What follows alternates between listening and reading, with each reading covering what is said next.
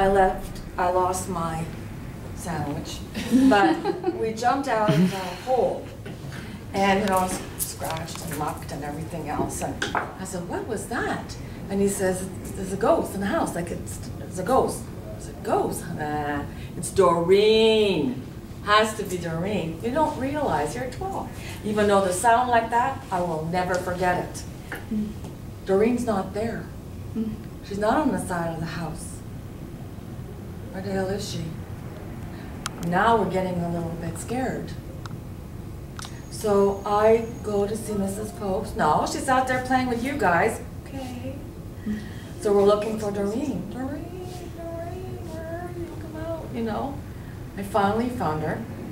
She was hiding underneath her the backyard porch, way back underneath the porch where her father used to put the canoe there. And all I saw were these big eyes. And she said, "You can hear it," and I said, "Yeah, we heard it." We never could make head or sense of that because we didn't know, like, was it a ghost? Whatever. We never went back into Charlie Leon's lair after that. But we did go to old Dr. Martin's house. And I wrote this story because I want to write stories, a book of spooky stories. Because I have enough to tell, and it's all on my street, on Charles Street, now called Sims. Old Dr. Martin's house, they were dentists, the Martin brothers were dentists, so they had money, and they had this beautiful house, which is now an apartment dwelling on Main Street in Elmer. But I remember it, and it looked like a typical spook house, like almost like it was Victorian. So not quite with the towers, but like the old Victorian-looking things that you see. Well, it was like that. And there was still property in the back. So from Main Street to Charles Street, there was all the property in the back, which went quite far. And it had been abandoned because the Martin brothers lived a very long life, but they weren't practicing, of course, anymore. And they always went away. They traveled a lot. They did have a housekeeper that would come in because we broke into that house. Didn't steal anything, but we did break into the house. And that's another story. But we did break into that house, and it was absolutely amazing. I remember exactly how it looked like, the foyer and everything, the beautiful old Victorian chairs and settees and lamps, and which all went to auction when it finally went away. But anyhow, there was a big property, a couple of old barns, which had, the T Ford cars in there, like so close and yet so far, with all these antiques. The old wagons when they had the horses, everything. I'm dating myself, but I'm not dating myself really because these people stayed there forever. And we're talking about the early 60s. So I wrote, "There it stood in its magnificent creepiness.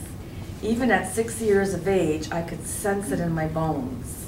I couldn't quite put my fingers on it at that young age, but my spider senses told me that something eerie delved within. Nevertheless, it was an environment for a vivid imagination. Doreen and I both possessed that. Doreen lived next door to me and was my blood sister, because we did do the oh yeah. Huckleberry Finn and Tom Sawyer of the female kind is what we were. Torn pedal pushers and dusty summer blouses were our uniforms du jour as we scurried barefoot under the old wood and cast iron fence, we always sneak under the fence, of old Dr. Martin's house. We only had a small window of opportunity each day because we had to stay in the eye view of our mothers. We had to play in front of our respective houses or in the safety of our backyards. However, Huck and Tom never listened, now didn't they? We would create our own maps and storylines. Fairies, elves, and goblins were always central characters in our spooky scripts. Doreen and I believed in fairies.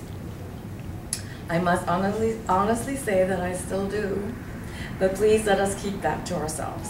When our mothers would get together for a well-deserved midday break for a glass of cold lemonade or a cup of salad tea, we would make our own fairy sounds, our special secret language or code to alert each other and as unseen as a ghost slipping through a wall, we would make our way to our favorite playground, old Dr. Martin's property. Many a summer's day was spent exploring and investigating the grounds. It was a fairly big property. A creaky old barn still stood there and was home to some Model Ts. Can you believe it? If only we knew what we knew now, antique cars so close and yet so far. The grass grew very tall in some places around the barn and the house and hid some forgotten treasures. If you dug deep enough, we used to dig and snoop and dig. Ergo, the dusty summer blouses. The property was abandoned for the most part. Every now and then we would see an elderly Martin gentleman strolling down Charles Street, now called Sims, due to the amalgamation of the city of Gatineau. We never knew which one of the brothers or cousins it was. The old gent would make his way to the house on our street.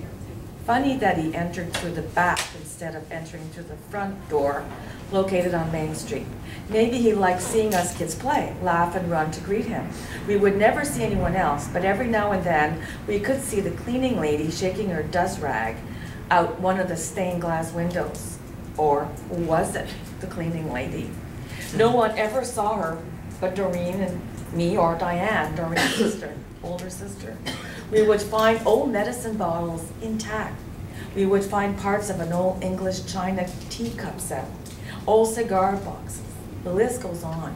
We would hide these treasures under my veranda, under some rocks in the ground. We would run back and forth from under my veranda back to old Dr. Martin's house and continue our quest. And of course, we would hear them. Fairies. We call them fairies. In the light of the mid-afternoon sun, we would hear them.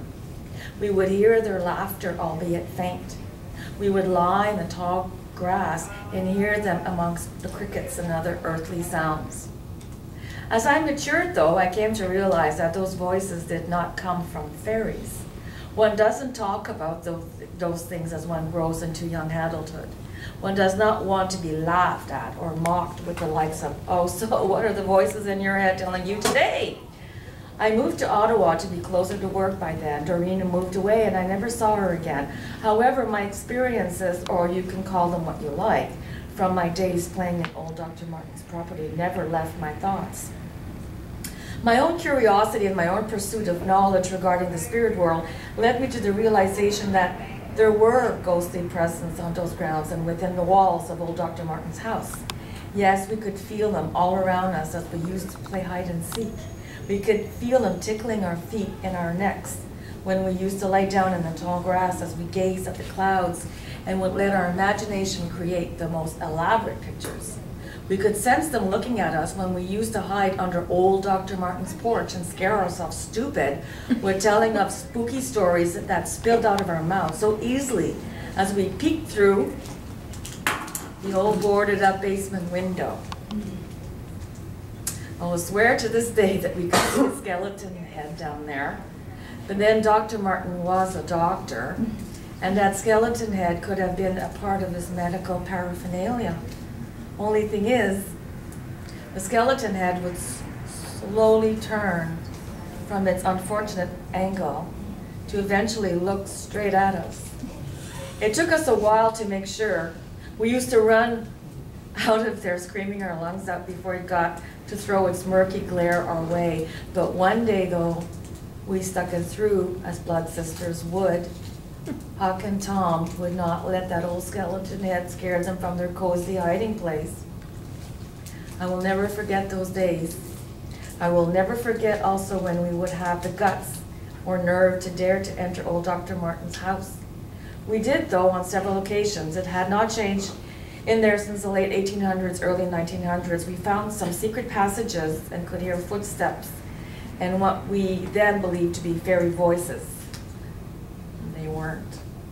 Old Dr. Martin's house was turned into an apartment building in the late 60s, I believe, and I have often wondered if the tenants in the remodeled house ever hear those voices.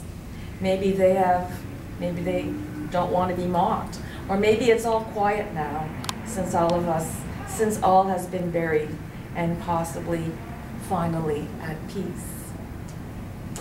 So that's a true story of old Dr. Martin's house and other experience that I lived as a child or a young teenager.